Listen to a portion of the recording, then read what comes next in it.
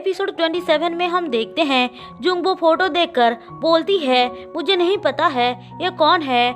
दूसरी तरफ रैन अपनी नेल को पागलों की तरह ढूंढ रही थी। उसकी मॉम भी ढूंढ रही थी लेकिन उनको नेल नहीं मिलती है। मिलती भी कैसे, यहाँ पे थोड़ी ना है। दोनों माँ बेटी इससे बहुत घबरा जाते हैं। रैन सोचती है कहीं सीन को रोकते टाइम वो गिर तो नहीं गया है। थोड़ी देर बाद डिटेक्टिव चियोन के घर आते हैं कुछ सवाल पूछने, जिनको देखकर रैन की मॉम डर के मारे अंदर चली जाती है और रैन को बता देती है।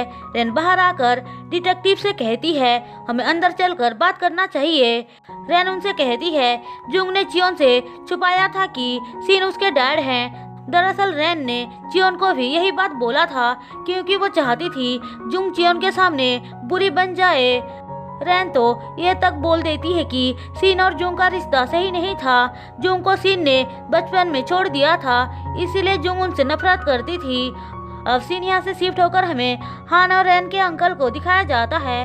हान उसे पैसे देकर सच बताने को बोलता है। पहले तो वो कुछ भी बताने से इनकार कर रहा था लेकिन बहुत सारे पैसे देकर वो मान जाता है। दूसरी तरफ जुंग घर आती है तो सेंगचुल उससे हालचाल पूछता है। जुंग कहती है क्या तुम्हें मेरी हैंडकरचीफ के बारे में पता है। सेंगचुल मना कर देता है और पूछता है क्या पुलिस ने और कुछ बोला। जुंग कहती है उसने मुझे एक फोटो दिखाया था। वो दोनों बात कर ही रहे थे कि तभी रैन का फोन आता है, इसलिए वो अंदर चला जाता है। रैन उसको अपने नेल के बारे में बताती है जो सुनकर सेंगचुल डर जाता है। फिर वो फोटो के बारे में बताता है तो रैन डर जाती है। सेंगचुल पूछता है तुम इतना डर क्यों रही हो, लेकिन रैन बात को घुमा देती है। उसकी मम जब उसको असली फोटो दिखाती है रैन उसको खराब कर देती है ताकि सच्चाई के बारे में किसी को ना पता चले। वहीं दूसरी तरफ हान रैन के अंकल ने जो कुछ भी बताया था सब रिकॉर्ड कर लिया था। वो फिर से एक बार जुंग के बारे में सोचने लग जाता है। तभी उसके पास जीहुन आता है और चिढ़ाते हुए बोलता है तुम्हें तो उस औरत की बहुत फिक्र हो रहा है, बात क्या है। हान कहता है मैं अपनी कलीग के लिए चिंता नहीं करूँगा तो किसके लिए करूँगा, लेकिन मुझे तो ऐसा नहीं लग रहा है ब्रो, तुम पक्का उसके प्यार में पड़ चुके हो।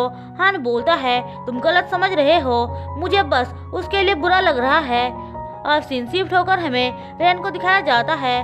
वो अपने नेल को ढूंढने रात में गई थी लेकिन उसे वो नहीं मिलता है, इसीलिए वापस आकर सीन का रिकॉर्ड किया हुआ वॉइस सुनती है। तभी सेंगचुल आ जाता है और वो हड़बड़ी में फोन ड्रॉअर में रख देती है। थोड़ी देर बात करने के बाद सेंगचुल चला जाता है लेकिन रैन के अंदर जाते ही वो वापस आ जाता है। उसे डाउट हो रहा था कि रैन जरूर कुछ छुपा रही है। उसके जाने के बाद रैन फोन को तोड़ देती है जिसकी साउंड सेंगचुल भी सुन रहा था। अब सीन कट होकर हमें जुंग को दिखाया जाता है। वो अपने डैड की फोटो को देखकर उनको याद कर रही थी। तभी उसको सीन का फोन के बारे में याद आती है। वो डिटेक्टिव को फोन करके पूछती है तो वो कहता है कि उनको कोई भी फोन नहीं मिला था। अगले दिन ही जुंग डिटेक्टिव से मिलने आती है। डिटेक्टिव कहता है कि तुम्हारे डैड को हार्ट प्रॉब्लम था, इसलिए पत्थर पे गिरने की वजह से उनका हार्ट बंद हो गया था और उनकी मौत हो गई। डिटेक्टिव इसे एक्सीडेंट बोलकर केस को बंद कर देते हैं और सीन का सामान उसे वापस कर देते हैं। जुंग पूछती है मेरी हैंडकरचीफ के बारे में क्या। डिटेक्टिव बोलता है शायद तुम्हारे डैड ने कभी तुमसे लिया होगा। वो बेचारी मायूस होकर काम पे आती है जहाँ पे हान, चियोन और बाकी सब भी थे। चियोन बहुत गुस्से में थी। वो हान से कहती है चलो अब सच बताओ। हान कहता है मैंने कल्प्रिट को ढूंढ निकाला है जिसने हमें लॉक किया था। रैन पूछती है कौन है वो। हान कहता है तुम हो।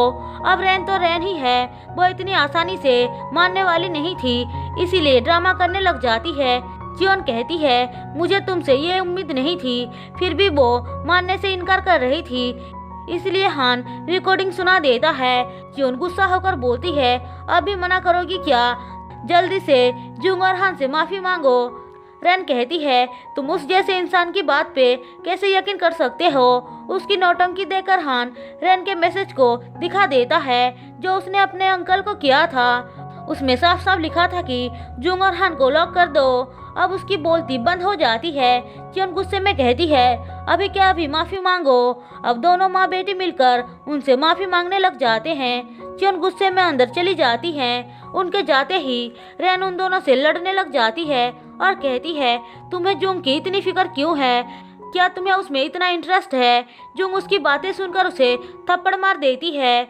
थोड़ी देर तक बहस करने के बाद जुंग अंदर चली आती है और अपना काम करने लग जाती है। उसके पास हान आता है तो जुंग उसे थैंक्स बोलती है और पूछती है, क्या तुम्हें मेरे डैड के फ़ोन के बारे में कुछ पता है?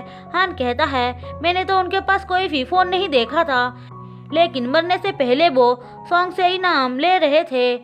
जुंग सोचती है, यह कौन है? और इसी के साथ एपिसोड 27 खत्म होता है। दोस्तों, अगर आपको मेरी एक्सप्लेनेशन पसंद आई हो तो चैनल को सब्सक्राइब और वीडियो को लाइक जरूर कर देना।